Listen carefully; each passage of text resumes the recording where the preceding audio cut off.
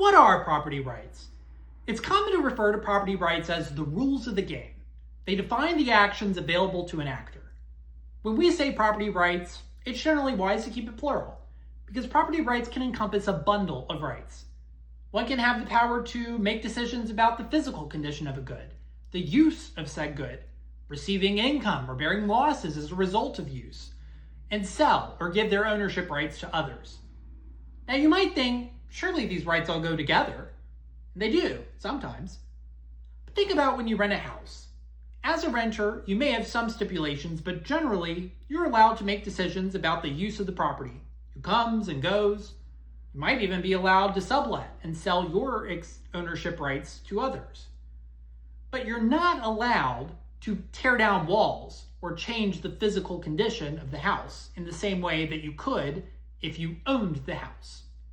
And property rights are not just a bundle of rights to do various things to a set good. There is a near infinite divisibility. Over a single piece of land, for instance, the right to use that land can be divided by height and space. If there's a building, someone can have right to the first floor, another to the second and third. A person can maintain the right of transferring ownership and general control of the land, but rent it out to tenants who then have the right to use the land for their purposes. Yet the tenants cannot sell the land itself. Planes can have the right to fly over the land. People may have right to walk across the land to get from one side to the other. There are also further usages. Consider the rights to broadcast radio frequencies across the space, or to produce sound, smell, or other pollution that extends across the space. All of these are property rights. But note, as we'll cover soon, not all of these rights are necessarily held by a single person. If property rights are the rules of the game, what's their significance in economics? Why am I putting a discussion of property rights at the beginning of a study on microeconomic theory? The key focuses of economics are consumption, production, and exchange. Exchange is necessarily the exchange of property rights. Production is taking the things to which one has a property right and, to use the words of John Locke, mixing one's labor with it to produce something different for the purpose of using it for oneself or exchanging it with others for something of greater value. Consumption involves using things to which one has a right of usage. Now, of course, we generally think about property rights as a complete bundle, where a person has the right to control the condition, use, net profit, and ownership of their property. Now, it certainly makes sense for something like a car. If you own a car, only you have the right to paint it, modify it, decide where to drive it, whether or not to actually drive it, receive income from renting it out or providing a service with it, and the right to rent or sell it. Nobody else has the right to do any of these things without your permission. And we're talking about a house, much of the same rules apply. But if you've agreed to allow a homeowners association to control your neighborhood, or bought the house when such an HOA was already in place, they possess some control to limit what you can do. And they can prevent you from letting your grass grow to a certain height, or painting your house, or even mailbox a certain color. When the focus of economic analysis is on the production and exchange of goods, we can assume that property rights are bundled and focus on a transaction as an exchange of property rights. But when dealing with more complex issues of public accommodations, pollution, or anything with communal ownership, these changes to the rules of the game become very important. And suddenly, the analysis becomes far more complex. Are property rights unique to capitalism? Well, this is a bit of a loaded question. After all, how are we defining capitalism? As I'll use it, capitalism is simply a system of free exchange and enterprise, where property rights for the key means of production are held privately rather than by the state. Now, this means absolutely worker cooperatives, where workers own the businesses for which they work, can, and in fact have and do exist within the capitalist structure.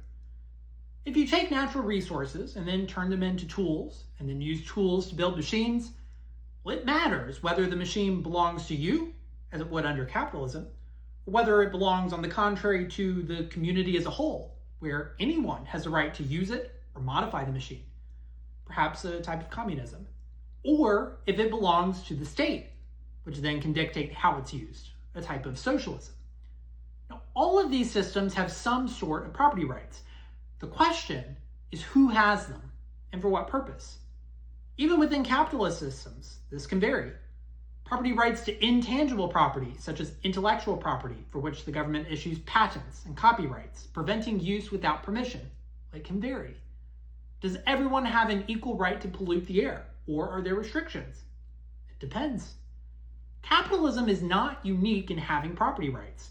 In fact, in each of these systems, some authority, whether it be the government or a collective social body, they're creating rules around property rights. What's distinctive about capitalism is how the rules are structured. Of course, capitalism doesn't always live up to its free market ideal, thanks to government intervention. Businesses can lobby the government to impose restrictions on market entry and free action by economic agents. Did you know that right now in the US, in 28 states, you need government approval stating a hospital is needed before you can begin the process of opening a hospital? We're not talking about regulations for cleanliness or provider education and training, but most state governments require a certificate of need before we even get there down the line. So if you see a need and are able to fulfill it properly, you first have to convince a government, often a board where, no surprise, the existing big hospitals are quick to fight you to prevent you from competing with them. How are property rights enforced? Well, you might think that the government is the first line of defense. That's actually a mistake.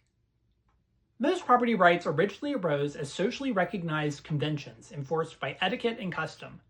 The government is at its best when it recognizes and supports these pre-existing conventions. But custom and culture are the key enforcers. Consider recent developments across some urban areas of the United States, where retailers have begun locking up everyday items behind plexiglass. For centuries, a key deterrent of theft and shoplifting was not merely that one would get caught and tried in court, it was the cultural disgrace, whether religious, moral, or social condemnation. Today, the tide has changed. Certain political influencers are trying to encourage young people that there's no problem with theft. I think that stealing from a big box store, I'll just state my platform. It's neither very significant as a moral wrong, nor is it significant in any way as protest or direct action. But I didn't feel bad about it at all. I'm pro stealing from big corporations because, they steal quite a bit more from their own workers. 3 Bonita Springs teenagers behind bars tonight, accused of robbing somebody at gunpoint and then bragging about it on Snapchat. Now, even if it was a government priority to prosecute small dollar theft, which it's generally not, especially in the urban core, the surveillance and investigative resources would be very costly. So instead, stores are turning to locking up items and boosting their own private security. Across the world and other places where governments are unable to protect rights, it's not uncommon to see the development of protection racketeering, where a criminal organization extracts payments from individuals by agreeing not to harm them and to protect them from other potential violence. On the other hand, some governments have both low state capacity, that is, little ability to enforce their own rules, but also a highly regulated environment. Peruvian economist Hernando de Soto writes about the extra-legal sector that operates across South America under these conditions, where regulations make it next to impossible to start a business, build a house, or do freelance work. Many people turn to communal enforcement of socially recognized but technically illegal property. De Soto writes that this massive extra legality, quote, is what always happens when the governments fail to make law coincide with the way people live and work. In the mid-1960s, 2 UCLA economists wrote about how public and private ownership changed the incentives, the rules of the game under which an economy operates. In 1965, Armin Alchian wrote that the key difference between public and private ownership is the inability of a public owner to sell his share of what he owns. Under a private ownership regime, since people are able to transfer their ownership, a person's wealth is more dependent upon his own activities rather than the average of the entire society's actions. Alchian writes that individuals are more likely under this regime to seek ownership in areas where they can do the most to increase its profits, and thus their own returns, which then leads to concentrations in areas where people have a comparative advantage. He writes that the insulation of public ownership from private benefit is why government bureaucrats are often subject to rules regarding restrictions on nepotism and sealed bids for contracts, While private firms, where the management is owner or part owner, the increased profit incentive disciplines their actions. 2 years later, Harold Demsetz wrote that a further distinction was useful. Public ownership could mean communal ownership or state ownership. Communal ownership is where rights exercised by all members of the community, like walking on a city sidewalk. Private ownership implies the right to exclude others from exercising the owner's private rights. But state ownership implies that the state may exclude anyone from the use of a right. Communal ownership is subject to the so-called tragedy of the commons. Everyone seeks to extract as much value as they can out of resources, while no one has the incentive to improve or take care of it. Because if they don't take something of value, someone else will. If an oil field is freely available, drillers will be focused on extracting as much as possible today before others get to it. Private ownership, however, can maximize the present value of the land and take into account alternative future streams of costs and benefits, Demsetz writes. One of the key benefits of clearly articulated property rights is that they provide stability to economic actors. People know what they're allowed to do and to whom they must go to seek permission. The fundamental rule of rational action in economics is that you pursue an action if the benefits are greater than the cost, which includes an opportunity cost, the potential benefit of foregone alternatives. Economist Harold Demsetz suggests that property rights emerged when the gains from defining and enforcing them was greater than the cost. One obvious example we talked about last time is the tragedy of the commons. Communal ownership leads to excessive use and abysmal care. Another challenge of communal ownership, he argues, is bargaining that's necessary for improving the land. Demsetz provides a hypothetical to illustrate his point. On a communally owned land, one person, a farmer, is using a natural stream as a water source for his crops. Another person, an engineer, is seeking to build a dam further up the stream to divert it for his own projects. The farmer goes to the engineer and says that his livelihood is dependent on this stream and that he's willing to pay the engineer to ensure the dam is not built. The engineer pauses and says, "I can guarantee only that I will not build a dam, but anyone else would be perfectly free to do so, even if I agree to stop my project." Suddenly, the farmer realizes he must bargain with everyone in the entire community to prevent a dam from being built. A defined property right held privately is able to internalize this cost of bargaining. Bargaining costs extend far beyond the use of just land. The cost of organizing and raising capital for firms can be reduced if there's less bargaining that must take place. Demsetz suggests that firms try to take advantage of cheaper per unit cost of larger scale over smaller scale production. Imagine the per car cost of producing only 10 cars from scratch, or the cost when building a factory and producing thousands. So these firms seeking large-scale production needed more investors, but there would still only be a few managers actually making business decisions. Well, under old partnership laws, where each owner was personally liable for the corporation's debt, if your business went under, the courts could take your house and other assets.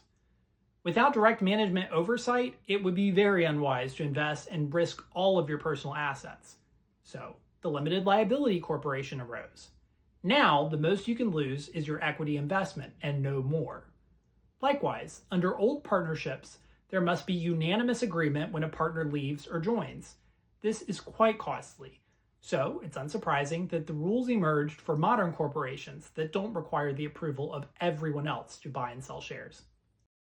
An externality is a cost or a benefit not borne by the agent making a decision. For instance, if I produce electricity but pollute the air with sulfur as a byproduct, the sulfur is not entering my monetary costs as a business person, but the air impacts the quality of life for all those around me.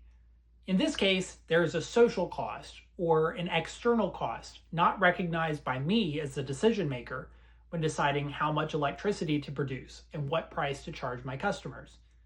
In The Problem of Social Cost, Ronald Coase wrote that virtually all externality problems are merely ill-defined property rights. In the example of the electric generation polluter, if everyone around me is harmed significantly by the pollution, they would be willing to pay me not to pollute, paying up to the external cost. While this may seem like a moral problem for one person harming others, Coase disagrees. The question is commonly thought of as one in which A inflicts harm on B, and what has to be decided is how should we restrain A? But this is wrong. We are dealing with a problem of a reciprocal nature. The real question that has to be decided is, should A be allowed to harm B, or should B be allowed to harm A? Simply banning me from producing electricity absolutely would pose a harm to me and my customers. Coe cites a real-life case that appears far more ambiguous of a doctor who added on to the back of his facility, which backed up to a baker who ran a loud confectionery machine. Before the doctor added on to his facility, there was no noise externality that bothered anyone. However, once he added on, the doctor complained that the baker should be liable for his noise. Yet Coase notes, the doctor is likewise imposing a harm on the baker. Coase suggests that, absent transaction costs, in each case, the property rights will go to the party who values it more. If the doctor values the quiet more than the baker values the machine that is loud, he will be willing to pay the baker to stop or use a different machine. If the baker is able to produce more value with the machine than the doctor values the quiet, then he will not accept the payment and the noise will continue. Though perhaps the doctor might be willing to pay to insulate his room and try and remedy the problem somewhat. In the real world, there are transaction costs. Sometimes the costs are so big that the initial assignment of property rights does matter. The goal of policy, however, should be to reduce the costs of Coasean bargaining between two individuals. If property rights are so beneficial to mankind, wouldn't it be a good idea to colonize the world and enforce private property rights everywhere? Not necessarily. Leeson and Harris suggest that privatization is not always beneficial to society. One of the key things that matters is whether the people making the decision to privatize are the residual claimants of the property. That is, do they have a personal claim to the changes in the aggregate money value of the assets? If so, they will bear the cost of their decisions. So they'll only privatize when the effort to define and enforce property rights is perceived to be less than their benefits. However, when the decision makers are not the residual claimants, privatization occurs only based on the costs and benefits recognized by those decision makers, so not necessarily based on the change to social wealth. This is why property rights vary across time, space, and history. Leeson and Harris note that in certain nomadic societies, where livelihoods are based on herding animals and cattle, holding land in common can be less costly than engaging in frequent and difficult private property transactions.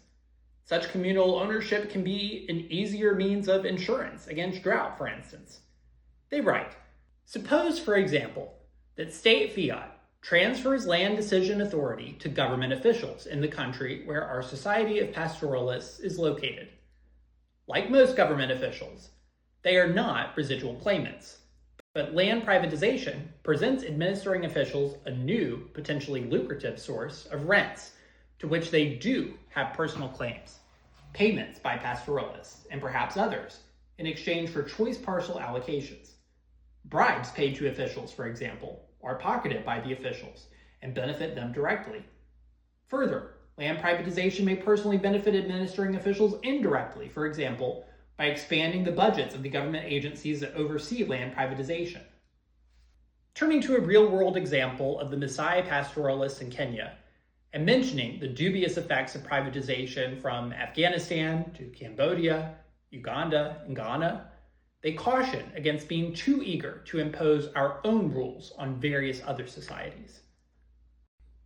Are private property rights just? After considering how property rights developed and differed across societies and history, we've seen that private property rights can improve certain outcomes. But are they just?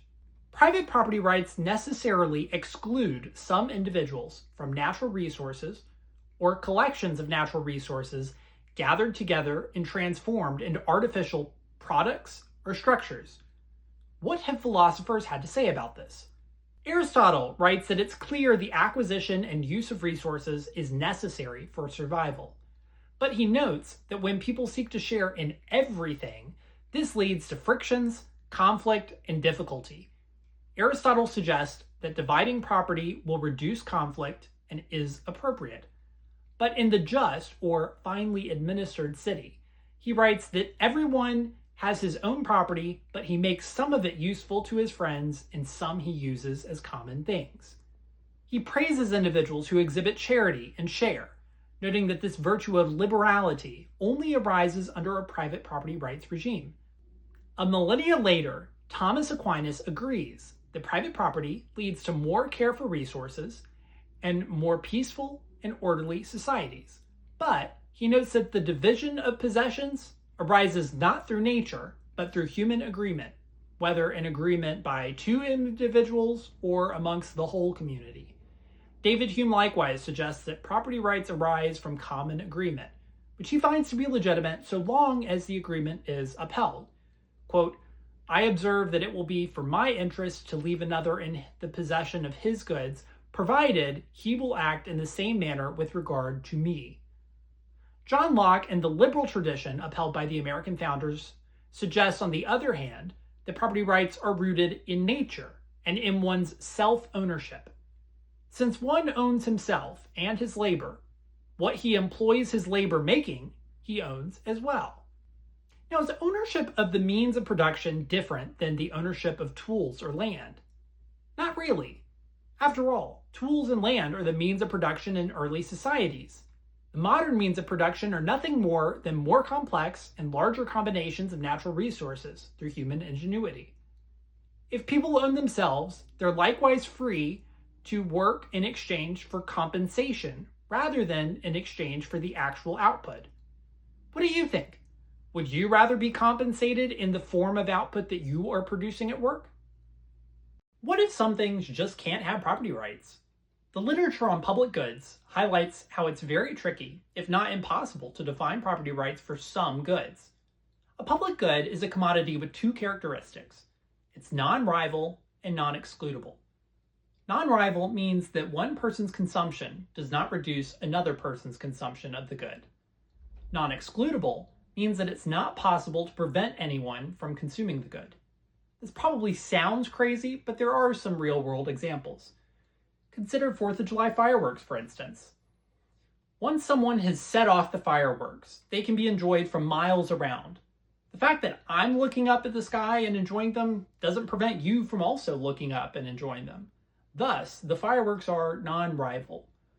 Once you set them off, they're in the sky, and you also can't exclude or stop people from looking up and enjoying the show. Another example is national defense. An anti-ballistic missile protects an entire region. The key problem is the free rider problem. If a privately funded missile were protecting my area, I would have the incentive not to pay, since the private missile couldn't just exclude my house from protection. So what happens? We end up with public goods that are provided by the government, with the free rider problem solved by taxation. But this need not always be the case. Technology can make exclusion possible, or innovation can find profitability. For instance, radio and television were often considered public goods as they were delivered over freely available frequencies. So, advertising was what kept them profitable. However, as technology developed, we now have satellite radio, streaming platforms for music and shows, and satellite and cable television that all have the ability to exclude individuals who aren't paying for the services. Tyler Cowen writes that whether a good is public or not depends primarily on our frame of reference for the good. The same missile can protect both New York and Philadelphia, but it can't also protect Los Angeles. When considering all roads in the United States, clearly one person driving in Pennsylvania doesn't stop another person from driving in Texas. These roads are non-rival. But when looking at a specific road and a specific spot in the road, when you are in that spot of the roadway, I can't be, and we end up with traffic.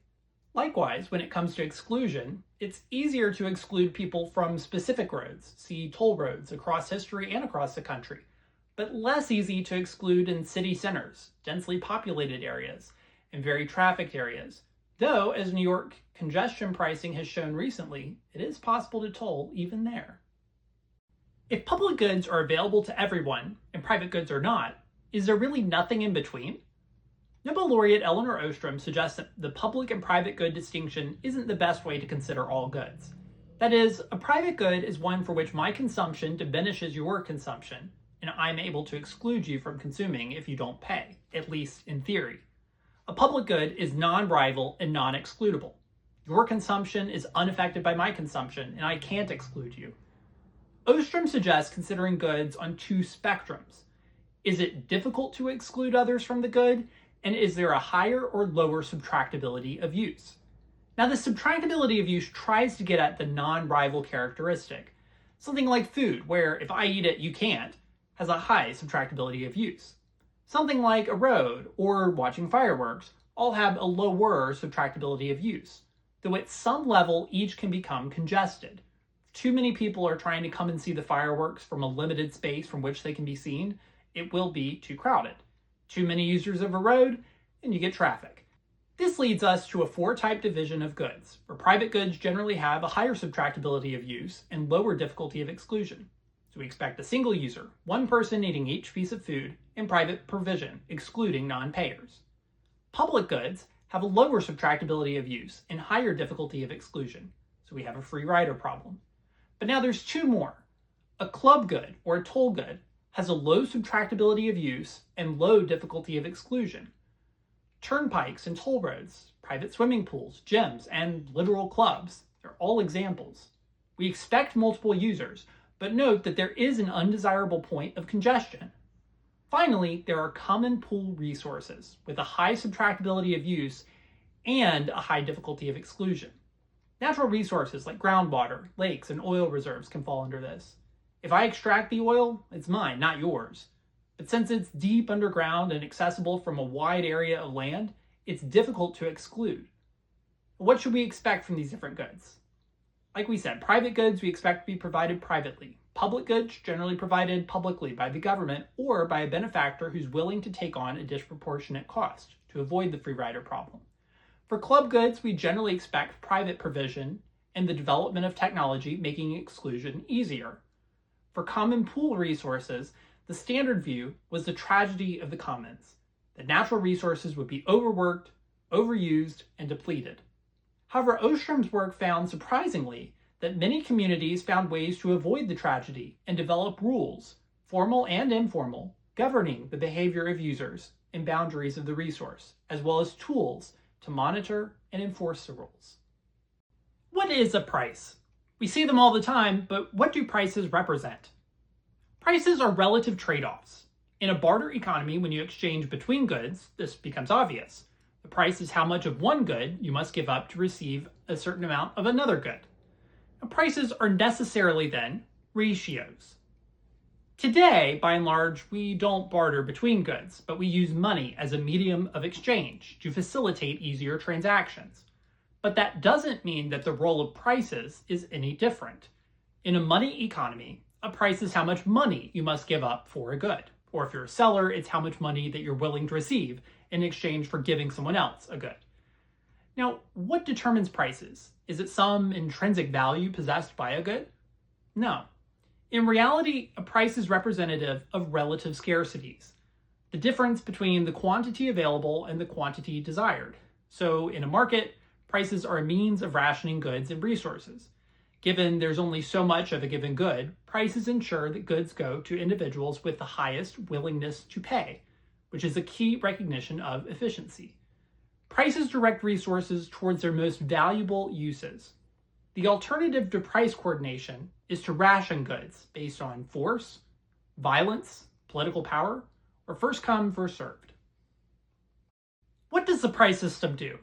In his famous 1945 article, The Use of Knowledge in Society, Hayek writes that the price system is like a vast telecommunications network, a coordinating system. On the production side, we can use a host of inputs to produce various outputs. How do we know what's the best input to use? For instance, why don't we make toilets out of gold? We could. How would one know to choose between porcelain, marble, steel, fiberglass? Since prices represent relative trade-offs, they play a critical role in determining how to best satisfy consumer wants. Hayek writes that the price system solves three problems. First, it communicates subjective valuations by consumers and producers. Ideas of how to innovate and use a given set of resources best is dispersed throughout the population. only each individual knows their own desires. So all of these ideas must be communicated in some way. By having producers bid for resources and consumers bid for final outputs, each individual subjective valuation is communicated. There's also a significant amount of tacit knowledge that could not be fully articulated or transmitted, even if someone wanted to do so. The circumstances on the ground can change rapidly and very locally, leaving, quote, circumstances of time and place, in which there must be some decisions that are left to the man on the spot. But such a person needs to know more than just his immediate circumstances. Second, the price system solves a dynamic computational problem. As technology advances and as real shocks from weather and drought to war and pandemics all affect resources and our abilities to use them, the economy is constantly in flux, and even if at the aggregate our output statistics seem relatively static. Perhaps a product locally is not selling very well, but if there's strong demand elsewhere, one may do better to transport and sell it there and address a potential shortage somewhere else. Finally, the price system solves a generative problem. The knowledge that is required for us to negotiate trade-offs between various activities and uses of resources is only generated within the process of competitive bids and asks. For instance, when the price of an input rises significantly, this signals that innovators should investigate alternative ways to meet their needs for this input. These alternative ways may not, and probably will not, already be known, but the price signal will induce individuals to find them. Consumers didn't know already that they wanted smartphones until they were invented, and it's often the experience with the product that gives consumers a better idea of what features they want and appreciate, and which they're indifferent about. Hayek suggests that much of this knowledge does not even exist without the market process, so it cannot otherwise be communicated. Cost is fundamentally a foregone opportunity.